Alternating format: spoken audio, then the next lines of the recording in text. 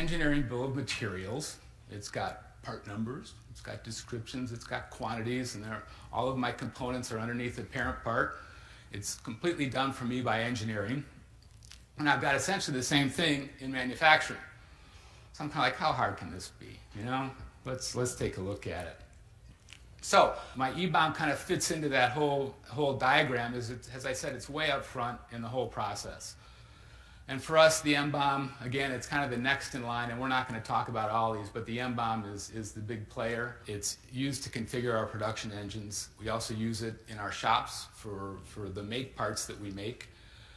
It's our baseline for our demand management and supply chain, and we also, use the MBOM to send specific orders to our execution shops. The EBOM really doesn't equal the MBOM at any particular time. The EBOM equals the MBOM plus or minus the changes that have been made. So I need to add something called effectivity. It kind of is my system for revisioning, and it adds a time element to the product life cycle. You've got revision 1 of the engineering parts list there in kind of the second column, and that's those parts. And then revision 2, maybe they've introduced a new part, which is in blue there, and that's the revision, that's the engineering revision one day when you look at it. And then another day, if you look at it, they've introduced 3 more parts. Well, it could be because of lead times associated with making those parts. And in aviation, I don't go off and buy or make anything till engineering's released me to go do that. So in the supply, my MBOM may be representative of all 3 of those revisions. So it's very hard to go back to any one revision and actually have an MBOM that matches an EBOM because of the effectivity. So you see where I'm going with this, okay? The EBOM and the MBOM, maybe it's not so easy, right? How hard can it be? Well, it's starting to get pretty tough. The challenge, as I kind of mentioned earlier then, was to, how do we get these, I got engineering design releases, I got parts lists, I got parts changes, how do I get them from engineering into manufacturing with like 0 escapes? And we kind of said, okay, what we're going to do, what we think makes the most sense is to move our system of record for MBOMs into Team Center. But for what I was trying to do in managing the BOM, we were really struggling. So we engaged Eris and we said, look, we've got all these requirements, all these use cases. We just, we want you to take a look at it. And Eris went off and came back, within a couple of weeks and said, yeah, here's how you can do all this. We were just kind of blown away. We did a rollout in 2012. October 12th, we went live. We've got our Eris installation in. It manages the part data, the part master, the organization type item stuff in our MBOMs. We've got, I think some of you may be familiar with a FINE number. We call it a part position number, but that's a feature on a parts list that lets you roll the part number constantly, and that's a static feature that never changes. So we don't have any part numbers on drawings. Parts lists are all independent. We've got the effectivity that I talked about. We've got alternate parts listed, and we've got what we call the MCO numbers, manufacturing change order numbers. So that's the design change number that caused us to make the change. But kind of when you talk about the effectivity, if this is a date effective and I've got a part cut off on September 22nd of 2013, I think it ends in PO3 and then in PO4 on the next day, I think it's 9/23, I've got the new part introduced. So that's kind of that whole notion of effectivity. So I carry both parts in my MBOM. I have to make sure one or the other is effective. That kind of makes me different than the EBOM.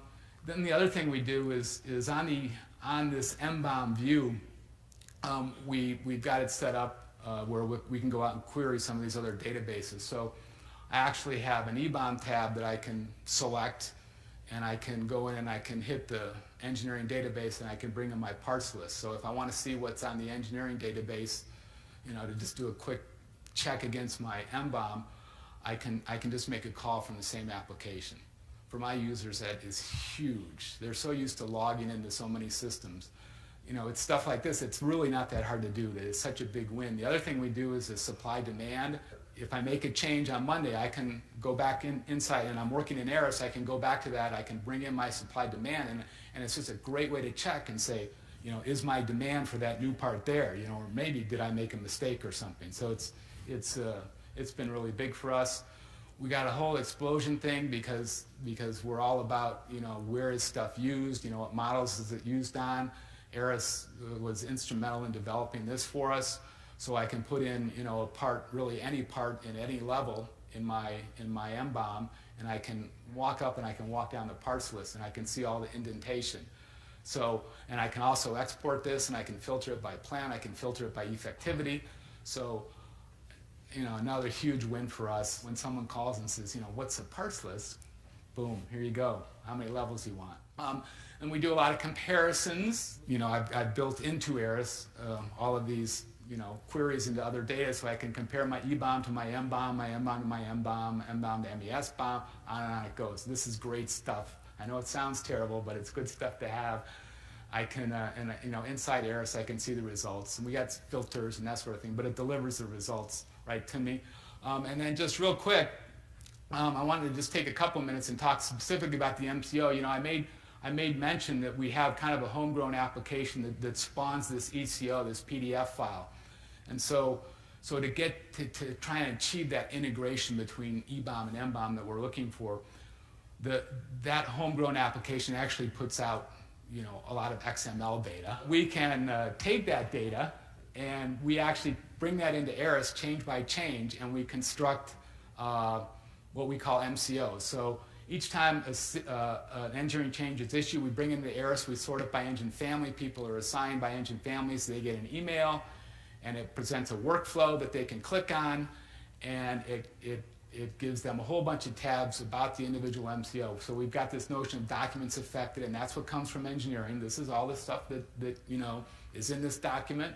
We get a configuration chart, and that depends on how engineering encoded the data. So I get one or the other, sometimes both.